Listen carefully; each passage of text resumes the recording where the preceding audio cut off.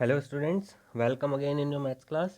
तो बेटा एक्सरसाइज कर रहे थे हम 1.3 and we have completed the question number 7 in our last video. So now let's take a look on question number 8. Question number 8 is consider f such that R positive into 4 comma infinity. आपको जो function दे रखा है, जो relation है वो है are positive, यानी कि रियल नंबर्स का सेट है, लेकिन है कौन से? नॉन नेगेटिव, यानी प्लस दे रखा है. It means it is the set of all non negative real numbers, ठीक है, या पॉजिटिव रियल नंबर्स भी बोल सकते हैं. Given by F x equal to x square plus 4. Function जो इसका दे रखा है आपको वो है F x equal to x square 4. तो show that F is invertible. So बेटा इन्वर्टिबल के लिए क्या कंडीशन है? इन्वर्टिबल के लिए हमें सबसे पहले चेक करना होगा फंक्शन 1 1 और ऑन टू है या नहीं. तो पहले सबसे पहले हम स्टार्ट करते हैं 1 1 के लिए चेक करते हैं. सो 1 1 के लिए क्या कंडीशन है? We have to take f x one equal to F x two, और उससे हमें अगर मिल जाता है x one equal to x two, so we will say the function is 1 1. सो हमें फंक्शन की value f x equal to x square plus 4 दी है. यहाँ से अगर हम फाइंड आउट करते हैं f x one, that will be x one square plus 4, and if we find f x two that will be x two square plus 4. So अब इसे हम इक्वल रखते हैं. अगर दोनों को एफ एक्स वन और एफ एक्स टू को इक्वल करेंगे तो बेटा क्या हो जाएगा? X one square plus 4 is equal to x two square plus 4, और 4 से 4 कैंसिल हो जाएगा और दोनों साइड आप क्या करेंगे? स्क्वायर रूट लेंगे. तो you will get X one equal to x two, that is F is 1 1. हम F x one equal to F x two लेके चले थे, X one equal to x two मिल गया. So we can clearly say F is 1 1. बेटा function 1 1 हो गया, तो इसके बाद हम चेक करेंगे that this function is onto और नॉट. तो ऑन टू चेक करने के लिए हमारे पास सिंपल सा मेथड होता है कि जो भी हमें फंक्शन दे रखा है एफ एक्स की वैल्यू, तो उसके लिए हम एक एलिमेंट वाई ले लेते हैं, ठीक है, कोई एक एलिमेंट वाई लेते हैं जो कि को डोमेन में है. सो अगर हमें फंक्शन दे रखा है F x equal to x square 4, तो यहाँ क्या हो जाएगा? Y is equal to x square plus 4. तो यहाँ से अब अगर आप x की वैल्यू फाइंड आउट करें तो क्या होगा? 4 बेटा जी में यहाँ ट्रांसफर होगा तो it will B y minus 4, और दोनों तरफ स्क्वायर रूट कर देंगे तो x equal to under root y minus 4 आ जाएगा, ठीक है. सो अब x की इस वैल्यू के लिए हम क्या करते हैं? एफ एक्स निकालते हैं, और अगर वो F x equal to X आ गया, या अगर हम y रखने हैं तो F Y equal to Y आ गया, सो क्या होगा? फंक्शन ऑन टू होगा. तो हम निकालते हैं एफ एक्स यानी f under root y minus 4. तो एफ एक्स की वैल्यू में क्वेश्चन में क्या दे रखी है? फंक्शन की वैल्यू एक्स स्क्वायर प्लस 4. तो एक्स की जगह बेटा पुटअप करेंगे under root y minus 4. So it will be under root y minus 4 whole square plus 4, ठीक है. और इसके बाद जब आप इसे सॉल्व करते हैं तो देखिए ये स्क्वायर अंडर रूट में स्क्वायर है, तो ये क्या हो जाएगा आपका? वाई माइनस 4 प्लस 4, ठीक है. इसके बाद जो स्टेप आएगा, और माइनस 4 से minus 4 cancel, then you will get y. तो आपका ये जो फंक्शन था ये इक्वल टू आ गया वाई के. It means F x equal to Y आ गया. Therefore F is onto. तो 1 1 और ऑन टू दोनों है, और ऑब्वियस सी बात है जब हम इस पार्ट को सॉल्व करते हैं तो जिस वैल्यू के लिए ये इक्वल टू वाई के आ जाता है वही वैल्यू क्या होता है? आपका इन्वर्स होता है, ठीक है. तो सो यहाँ से आपका f x equal to y हो गया. तो आपका एफ इनवर्स वाई क्या हो जाएगा? जो कि एक्स की वैल्यू थी, और एक्स की वैल्यू क्या लेके चले थे हम? Under root y minus 4. So हम क्लियरली लिख सकते हैं यहाँ पे f x is invertible and f inverse y is equal to under root y minus 4. तो बेटे ये भी और लास्ट क्वेश्चन भी दोनों लगभग सेम थे कि हमें एफ इनवर्स ही फाइंड आउट करना था. तो फंक्शन को हम चेक करेंगे 1 1 और ऑन टू है या नहीं, और उसके बाद जो भी एफ एक्स, जिस भी एफ एक्स के लिए ये इक्वल टू वाई आ जाएगा वो एक्स की वैल्यू क्या होगी? आपका इन्वर्स होगी. तो नेक्स्ट क्वेश्चन जो है इस एक्सरसाइज का वो भी सेम टू सेम ऐसे ही है. उस क्वेश्चन को आप अपने आप करेंगे. तो अब हम देखते हैं बेटा क्वेश्चन नंबर 10. तो question number 10 is let f such that x into y be an invertible function. एक फंक्शन आपको दे रखा है और पता रखा है पहले से कि फंक्शन कैसा है? इन्वर्टिबल है. Show that F has unique inverse. अब हमें यहाँ क्या शो करना है कि एफ के बेटा यूनिक इन्वर्स होंगे. यूनिक इन्वर्स होने का मतलब कि इन्वर्स जो है वो सिंपली एक ही होगा. तो कैसे करेंगे हम? आपको हिंट में दे रखा है कि आप क्या करेंगे. ऑब्वियसली बात है कोई दो इन्वर्स ले लीजिए. हम लेट कर लेंगे कि इसके दो इन्वर्स हैं, और उसके बाद दोनों को इक्वल शो कर देंगे. तो हमारे पास क्या आ जाएगा कि ये हैं यूनिक इन्वर्स, ठीक है. तो स्टार्ट करते हैं. सबसे पहले हमें क्वेश्चन में दे ही रखा है f such that x y x into y be is an invertible function. तो इन्वर्टिबल फंक्शन है, हम यहाँ सपोज कर लेते हैं कि बेटा इसके दो इन्वर्स हैं, कौन कौन से, G1 एंड G2, दो इन्वर्स आपने ले लिए G1 एंड G2। तो ध्यान कीजिए, जब हमने सबसे पहले इन्वर्टिबल फंक्शन के लिए कंडीशन पढ़ी थी तो हमारे पास क्वेश्चन में ये आया था कि GOF x equal to I x, ये कंडीशन आती थी। ये फंक्शन कैसा होता था, आइडेंटिटी फंक्शन होता था। So GOF x equal to I X आ जाता था, तो हम कहते थे कि जी जो है वो क्या है बेटा, एफ का इन्वर्स है, एफ जो है वो जी का इन्वर्स है। ठीक है, ये चीज़ बताते थे, एफ का इन्वर्स क्या है, जी है, या जी का इन्वर्स एफ है। तो इस कंडीशन में किसके इक्वल होता था, आई एक्स के इक्वल होता था। ठीक है ना। तो अब हम यहाँ पे जब बात कर रहे हैं, एफ लिया है हमने फंक्शन और G1 और G2 आपने दो इन्वर्स ले रखे हैं, तो क्या होगा इसके लिए, अब फंक्शन आपको x2y दे रखा है। ठीक है ना। तो हम क्या अगर लेते हैं यहाँ पे GOF की जगह अगर आप FOG लेते हैं, FOG1, ठीक है, G1 आपने फर्स्ट माना है, तो FOG1 y के टर्म्स में किसके इक्वल आ जाएगा, IY के इक्वल आ जाएगा। और सेम कंडीशन, क्योंकि ये इन्वर्टिबल फंक्शन की ही कंडीशन है, तो FOG2 निकालेंगे तो ये भी किसके इक्वल आ जाएगा, IY के इक्वल आ जाएगा। तो यही प्रॉपर्टी हम यहाँ पे यूज़ करेंगे। ठीक है, सो आपने G1 और G2 दो इन्वर्स ले लिए, तो FOG1y equal to IY equal to FOG2y होगा, ये मैंने अभी आपको समझाया था। ठीक है, तो आप क्या करेंगे, मेनली FOG1y और FOG2y को इक्वल लेके चलेंगे और सॉल्व करेंगे। तो FOG1y की वैल्यू क्या होगी बेटा, FG1y, और FOG2y की वैल्यू होगी FG2y। ठीक है, अब हमें दो चीज़ें यूज़ करनी है, हमें फंक्शन इन्वर्टिबल दे रखा है, तो बेटा अगर कोई फंक्शन इन्वर्टिबल है so that function will be also 1 1 and onto, 1 1 भी होगा और ऑन टू भी होगा। ठीक है, तो फंक्शन 1 1 होने का मतलब क्या है कि हर फंक्शन की हर एलिमेंट की एक डिस्टिंक्ट इमेज होगी। ठीक है, और क्या था, अगर fx1 इक्वल टू fx2 है तो x1 इक्वल टू x2 होगा। ये कंडीशन हम 1 1 के लिए प्रूफ करते थे, लेकिन अगर हमें 1 1 दे रखा है तो क्या होगा, if fx1 equal to fx2, ठीक है, then x1 will be equal to x2, ये होगा इस कंडीशन में, क्योंकि 1 1 दे रखा है। तो यही चीज़ आपके पास है, इस पूरे टर्म को fx1 और इसे fx2 मानते हैं, तो आपके पास x1 इक्वल टू G1y आ जाएगा और x2 इक्वल टू G2y आ जाएगा। ठीक है, सो क्या हो गया आपका, G1y इक्वल टू G2y। ठीक, अब उसके बाद हमारे पास कंडीशन आ गई G1y इक्वल टू G2y, तो यहाँ भी वही चीज़ लगाएंगे कि G भी आपका 1 1 है। ठीक है, तो इसका मतलब कि हर एलिमेंट की अलग अलग इमेज होगी। ठीक है ना, अलग अलग इमेज होगी, इसका मतलब अगर ये y सेम है तो ये G1 और G2 भी सेम होगा। तो यहाँ से आपका क्या आ जाएगा, G1 is equal to G2। तो हम क्वेश्चन में G1 और G2 को क्या मान के चले थे, हमने स्टार्टिंग में माना था कि ये इन्वर्स हैं G1 एंड G2 F के। So we get G1 equal to G2, therefore we can clearly say F has a unique inverse, because जो हमने दोनों इन्वर्स लिए थे वो दोनों कैसे आ गए, इक्वल आ गए। ठीक है, now see question number 11। Question number 11 आपको दे रखा है बेटा एक function f such that 1 2 3 into A B C, और क्या दे रखा है, साथ में फंक्शन की वैल्यूज दे रखी हैं, f1 equal to A, f2 equal to B, f3 equal to सी।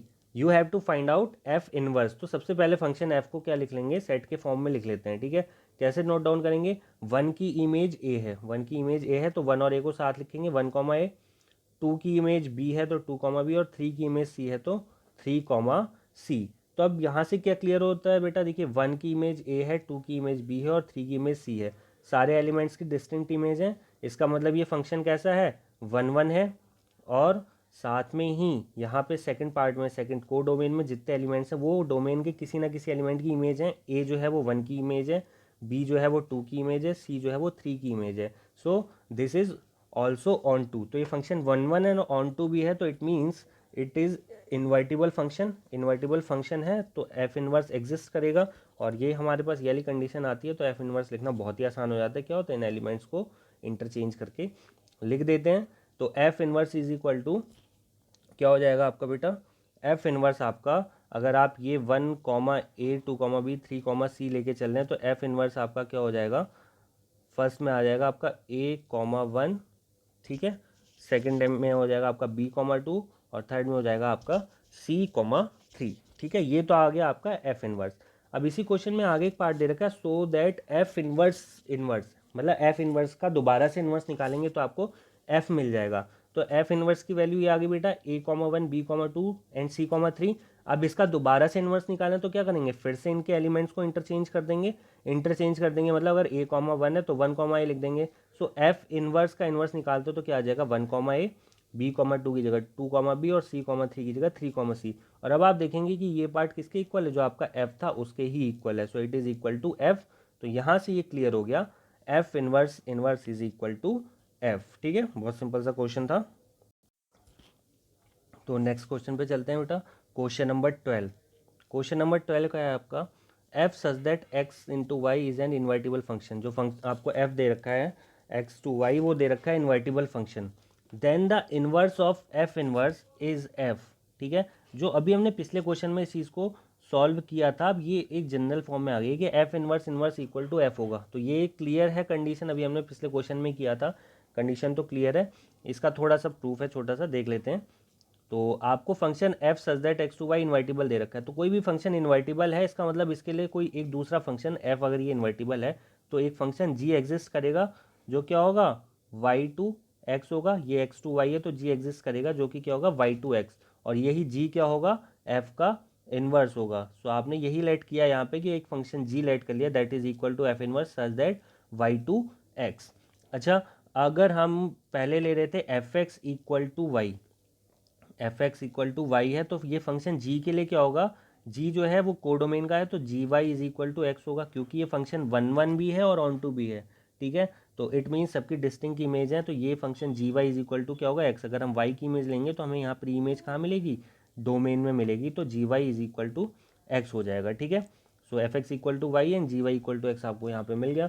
अब इन्वर्टिबल फंक्शन दे रखा है, तो इन्वर्टिबल फंक्शन की condition g O F equal to I x थी, और एफ ओ जी कर देते हैं तो वो क्या हो जाता है, कोडोमेन से में हो जाता है इन्वर्टिबल फंक्शन, आइडेंटिटी फंक्शन, तो इट मीन्स आई वाई। ठीक है, आइडेंटिटी फंक्शन के इक्वल होते हैं ये, तभी इन्वर्टिबल होते हैं।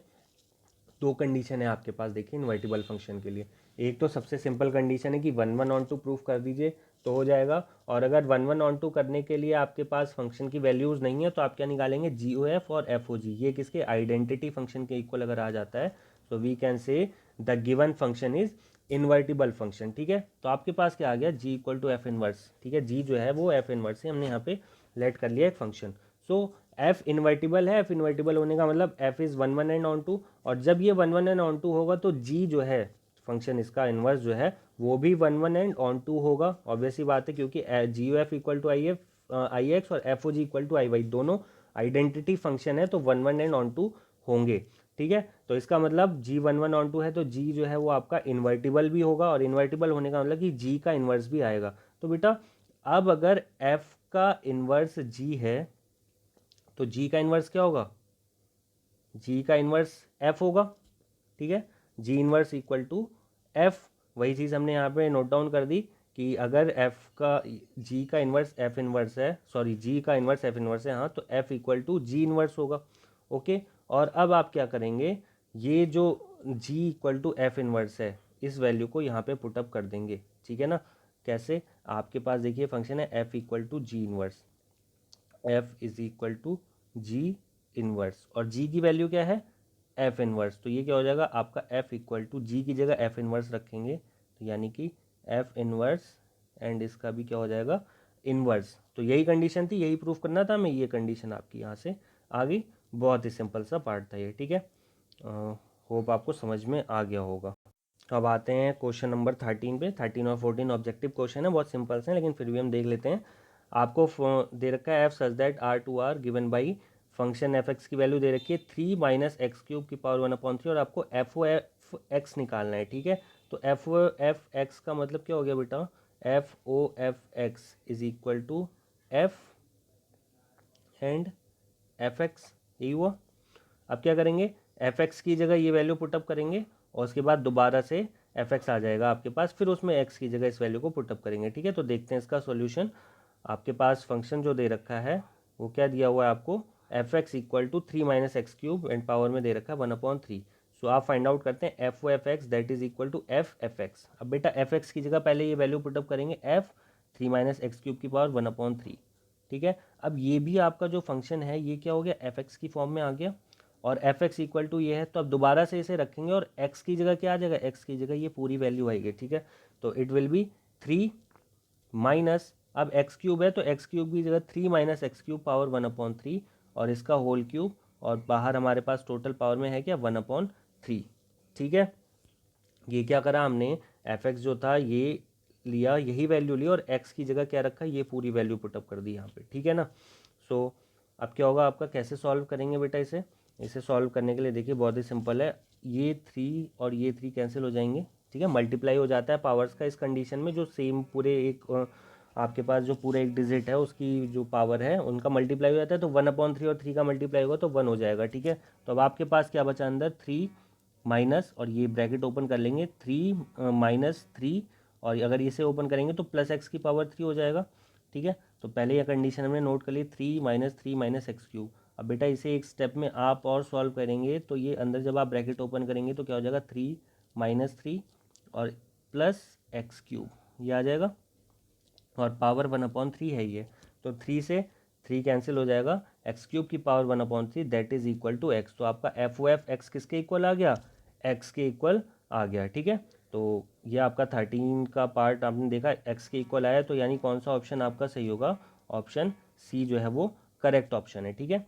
और लास्ट क्वेश्चन एक एक्सरसाइज का क्वेश्चन नंबर 14, आपको फंक्शन एफ दे रखा है R minus 4/3 into R be f function as f x equal to 4x/3x+4, ठीक है। ये फंक्शन आपको दे रखा है और the inverse of F is, आपको इनवर्स बता रखा है G such that range F into R -4/3 given by, आपसे नॉर्मली पूछा है फंक्शन को देके इसका इनवर्स पूछा है, ठीक है। तो बेटा इनवर्स पूछा है यहाँ पे चेक करने के लिए नहीं बोला है कि ये इसका ये इनवर्टिबल फंक्शन होगा या नहीं, आपसे बोला है इसका इनवर्स फाइंड आउट करने के लिए, तो फाइंड आउट करना है तो ऑब्वियस सी बात है इसका इनवर्स होगा।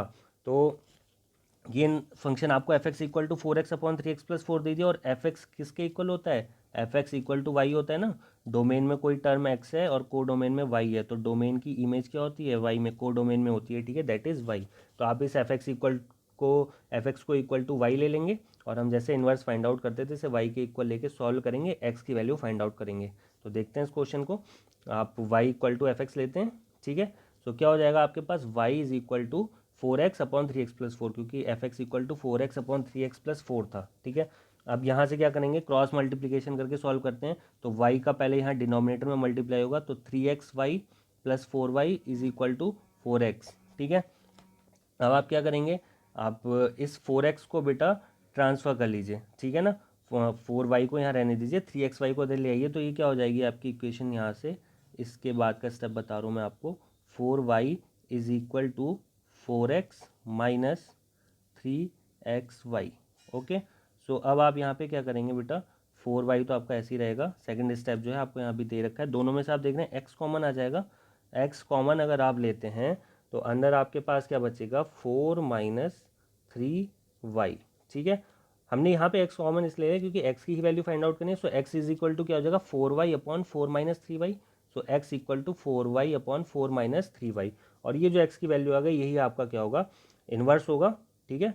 कैसे इन्वर्स होगा, यहाँ से ये है ना y equal to F x लेके चले थे, तो ये क्या हो जाएगा आपका f inverse y is equal to x, ठीक है।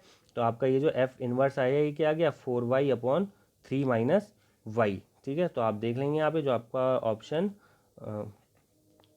सॉरी क्या आया था यहाँ पे, 4y/4 - 3y, क्लियरली देख लीजिए, तो यहाँ पे आपका ऑप्शन बी है ऐसा ना, 4y/4 - 3y, so option B is correct. तो एक्सरसाइज 1.3 बेटा कंप्लीट हो गई है, ध्यान दीजिए इस चैप्टर को बहुत ज़्यादा रिवाइज करने की ज़रूरत है, कंफ्यूजिंग है लेकिन बहुत ही सिंपल है, उतना कंफ्यूजिंग नहीं है, अगर आप एक बार चीज़ों को समझ लेंगे तो बिल्कुल भी कंफ्यूजन नहीं होगा।